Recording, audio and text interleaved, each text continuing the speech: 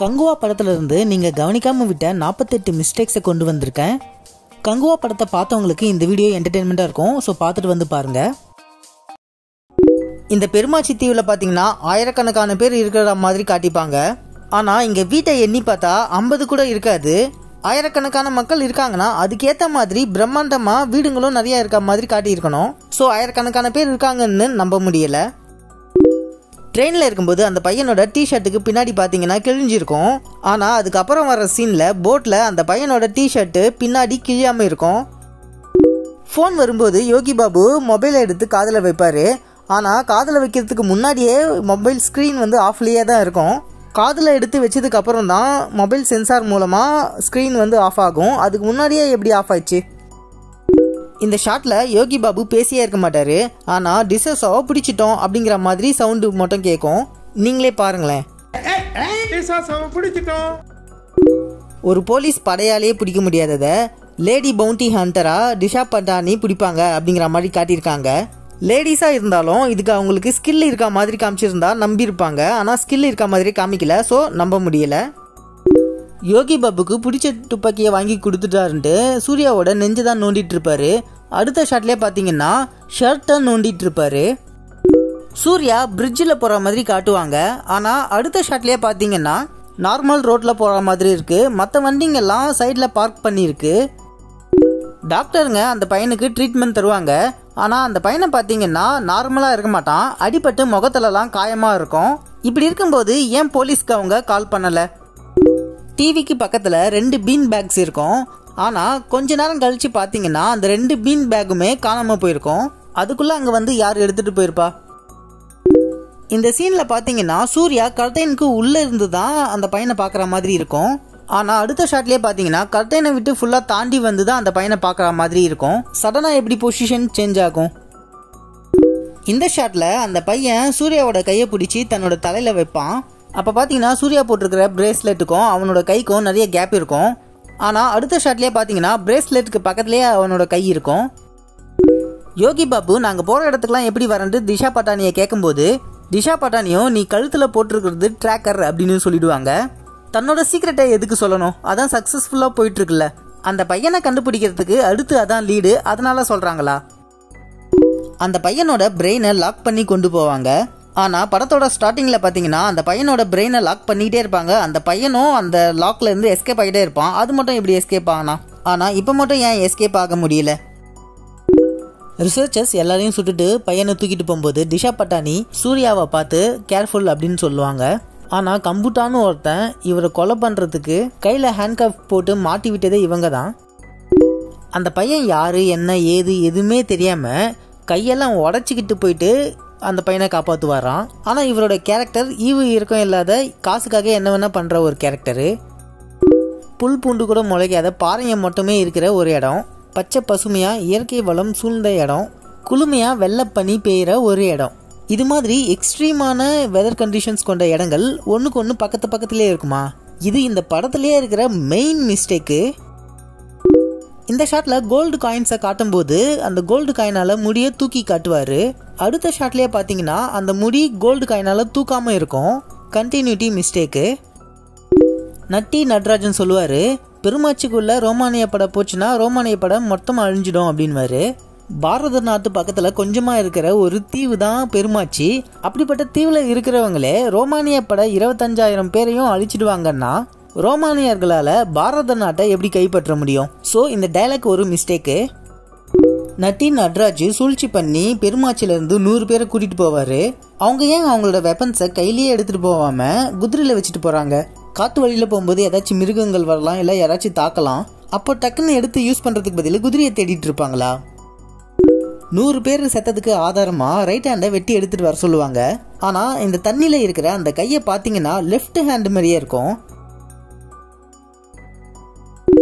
நட்டி நட்ராஜ் முன்னாடி 100 பேரை கூட்டிகிட்டு போயிருக்காரு. அப்போ அவருக்கு 200 கோல்டு காயின்ஸ் கிடைச்சிருக்கணும். ஆனால் செகண்ட் டைம் 100 பேரை கூட்டிகிட்டு போகும்போது அவரோட ஒய்ஃபு 2 கோல்டு காயின்ஸை காட்டி இது எப்படி உனக்கு கிடைச்சிதுன்னு கேட்பாங்க. ஆக்சுவலாக 200 கோல்டு காயின்ஸை காட்டி இது எப்படி உனக்கு கிடைச்சிதுன்னு கேட்டிருக்கணும். இந்த ஷாட்ல பாத்தீங்கன்னா நட்டி நட்ராஜ் ஆளுங்க ரொம்ப தூரம்லாம் போகல, கிட்டே தான் இருக்காங்க. இருந்தாலும் கருணாசு எழுந்து கோபமா பாப்பாரு. யாராச்சும் பார்த்திருந்தா சட்டுன்னு வந்து வெட்டி இருக்க மாட்டாங்க. இதுல சூர்யா 2 பேர் மேல அத்தனை அட்டாக் பண்ணுவாரு. ஆனா அதுல ஒருத்தர் விழும்போது பாத்தீங்கன்னா சூர்யா அட்டாக் பண்ணதுக்கான எந்த ஒரு டேமேஜுமே இருந்திருக்காது. இந்த ஷாட்ல இவர் மேலேயும் பாத்தீங்கன்னா சூர்யா வெட்டினதுக்கு உண்டான எந்த ஒரு அறிகுறியுமே இருக்காது. ஆனா அவரும் ஹீரோ வெட்டிட்டார்ல, நம்ம விழுந்தே அவனும் விழுந்துருவாரு. நட்டி நட்ராஜ் 100 பேரை நம்ப வச்சு கழுத்தறுத்து கொன்ன துரோகி. அவரோட பையன் சூர்யாவுக்கு மகன்னா அவரால் செத்த சூர்யாவோட நாட்டை சேர்ந்த 100 பேரோட பசங்க இவருக்கு யாரு? இந்த பையனுக்கு கொடுக்குற இம்பார்ட்டன்ஸ் அந்த 100 பேரோட பசங்களுக்கும் கொடுக்கணும்ல. என்னடா இப்படி ஒரு லாஜிக் மிஸ்டேக் வச்சிருக்கீங்க? படத்துல இதாண்டா கடுப்பு ரொம்ப. ஒரு பாட்டுல மண் தோன்றா காலத்தே முன் தோன்றிய மூத்த குடி அப்படின்னு ஒரு லைன் வருது. தமிழ் மக்களை தான் குறிப்பிடுறாங்க. ஏண்டா ஜீசஸ் பிறக்கிறதுக்கு முன்னாடியே என்னென்ன சாப்பிட்டா என்னென்ன பயன்கள் இருக்கு, எப்படி உடுத்தணும் அப்படின்ட்டு நம்ம தமிழர்கள் எழுதி வச்சுட்டு போயிருக்காங்க. ஆனா படத்துல 1000 வருஷத்துக்கு முன்னாடி இருக்கிற ஒரு கதை, அதுல இருக்கிற தமிழர்கள் கன்றாவியா எலும்புமா போட்டுட்டு இருப்பாங்களா? ரோமானியர்களை பார்த்தால எவ்வளவு டீசெண்டா இருக்காங்க ப்ரோ, அவங்க தீவுல இருக்கிறவங்க ப்ரோ, அப்படிதான் ப்ரோ இருப்பாங்க அப்படின்னு நீங்க முட்டு கொடுத்தீங்கன்னா பாட்டோட லைன்ஸ்ல மண் தோன்றா காலத்தே முன் தோன்றிய மூத்த குடின்னு வந்திருக்க கூடாது. இது ஒரு பிளண்டர் மிஸ்டேக். சண்டையில சூர்யா போட்டிருக்கிற யானை தந்தமே இவங்க மேல பட்டிருக்காது. ஆனா பட்டா மாதிரி ஜம்ப் பண்ணி விழுவாங்க.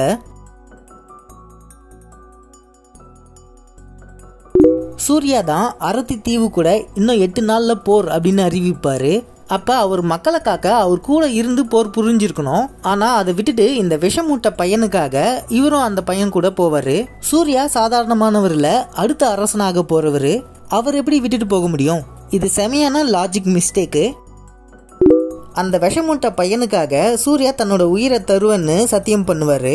அப்ப அந்த பையனோட அப்பனால 100 பேர் இறந்துருப்பாங்க. அவங்களுக்கெல்லாம் பசங்க இல்லையா? அவங்கள யார் பார்த்துப்பாங்க? இது ஒரு லாஜிக் மிஸ்டேக்கு. இதனால அந்த பையனை பார்த்தா பாவம் வரல, இரிட்டேட் தான் ஆச்சு. கங்குவா கேரக்டரை பார்த்து லூசாடா நீ அப்படின்னு தான் தோணுச்சு. இந்த படத்தை பார்த்து கடுப்பானவங்க கமெண்ட் பண்ணுங்க. பையன் எங்கேயோ முதல்ல கிட்ட மாட்டிக்கிட்டு கத்துவான். அந்த முதலைக்கும் பையனுக்கும் டிஸ்டன்ஸ் கம்மியா தான் இருக்கும். சூர்யா கீழே மீன் பிடிச்சிட்டு இருப்பாரு. அவர் வர வரைக்கும் முதல்ல அந்த பையனை சாப்பிடாம எப்படி வெயிட் பண்ணிச்சு? சூர்யா முதல்ல மேல ஜம்ப் பண்ணி குதிச்சிருப்பாரு. ஆனா அடுத்த ஷாட்ல பாத்தீங்கன்னா முதல்ல மேல சூர்யா இருக்க மாட்டாரு. ஆனா அதுக்கு அடுத்த ஷாட்லயே பாத்தீங்கன்னா முதல்ல மேல சூர்யா இருப்பாரு. இது ஒரு கண்டினியூட்டி மிஸ்டேக்கு. சூர்யா தண்ணியில ஆக்சுவலா நின்றுட்டு இருப்பாரு. ஆனா அதுக்கு அடுத்த ஷாட்லயே பாத்தீங்கன்னா தண்ணி ரொம்ப ஆழமா இருக்கிற மாதிரியும் அதுல இவர் நீந்திக்கிட்டு இருக்கிற மாதிரியும் காட்டுவாங்க. இந்த முதல்ல சீன்ல இதே மாதிரி மிஸ்டேக்கு நிறைய இருக்கும்.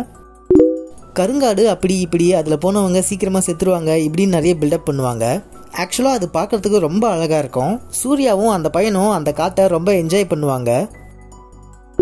ஆபத்தில் மாட்டிக்கிட்ட பொண்ணுங்க பிபி மாதிரி ஒன்று இருக்கும், அதை வச்சு ஊதுவாங்க, கூடவே பேசவும் செய்வாங்க. ஆக்சுவலாக ஊதுறது மட்டும்தான் சூர்யாவுக்கு கேட்கும். அப்போ ஏன் இவங்க வந்து பேசணும்? அவங்க பேசுறது ஆடியன்ஸ் நாம புரிஞ்சுக்கணும் அப்படிங்கிறதுக்காகவா? அப்போ அது மிஸ்டேக் தானே.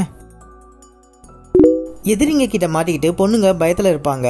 அப்போ போர் பயிற்சி எடுத்துக்கிட்டது எண்ணிக்கையில நாம அதிகமா இருக்கோம், ஸோ நாம ஜெயிச்சிட முடியும் அப்படிங்கிறது, இதெல்லாம் சூர்யா சொன்னதுக்கு அப்புறம் தான் இந்த பொண்ணுங்களுக்கு ஞாபகம் வருமா? இந்த ஷாட்ல பாத்தீங்கன்னா அந்த பொண்ணு கழுத்துல தான் குத்தி இருக்கும். உள் சைடு இருக்கிற கத்தி வெளியே தெரியாது. ஆனா அடுத்த ஷாட்லயே கத்தி வாய் வழியா வெளியே வந்திருக்க மாதிரி காட்டியிருப்பாங்க. இந்த ஷாட்ல பாத்தீங்கன்னா சூர்யா மரத்தை பிடிச்சிட்டு இருப்பாரு. ஆனா அந்த மரமே ஆடிட்டு இருக்கும். சூர்யா சார் ஓவரா ஆட்டக்கூடாது, செட்டு ப்ராப்பர்ட்டின்னு தெரியுது இல்ல. கருங்காட்டுல அவ்வளோ பெரிய இடத்துல தீப்பந்தம் ஏற்றி வைப்பாரு. எப்படி ஒரே ஆளா இருந்துக்கிட்டு ஒரே நேரத்துல அவ்வளோ பெரிய இடத்துக்கு தீப்பந்தத்தை ஏற்ற முடியும்? சூர்யா எதிரிங்க மேல தேலுங்க விழுற மாதிரி பண்ணுவாரு. ஆனா அதே தேலுங்க இவர் மேல விழாதா? அங்கேதான் இருப்பாரு, தர மேல நடப்பாரு, ஆனா அவரை எதுவும் கிடைக்காதா? சூர்யா தான் ஹீரோ, பட தயாரிப்பாளரோட சொந்தக்காரு இப்படின்னு நமக்கு தெரியும், தேலுங்களுக்கு எப்படி தெரியும்? அதே மாதிரி அம்புல பாம்பை வச்சு விடுவாரு. இவருக்கு அந்த நேரத்துல அவ்வளோ பாம்புங்க எங்க இருந்து கிடைச்சது?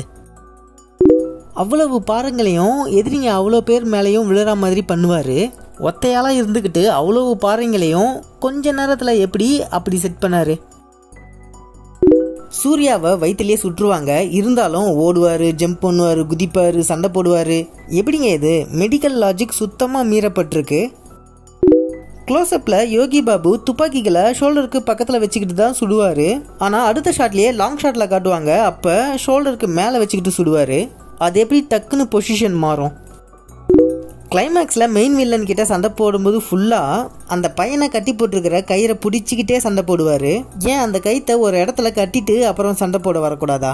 அதுவும் ஒரு சமயம் அந்த கயிறை கட்டுறதுக்கு நல்ல ஒரு இடம் கிடச்சிருக்கும், அப்பயும் கட்டியிருக்க மாட்டார். அது எப்படி உயிர் மேலே கவலைப்படாத ஆளுங்க ஒருத்தர் மேலே துப்பாக்கியை வச்ச உடனே எல்லாருமே துப்பாக்கியை கீழே போட்டுடுறாங்க.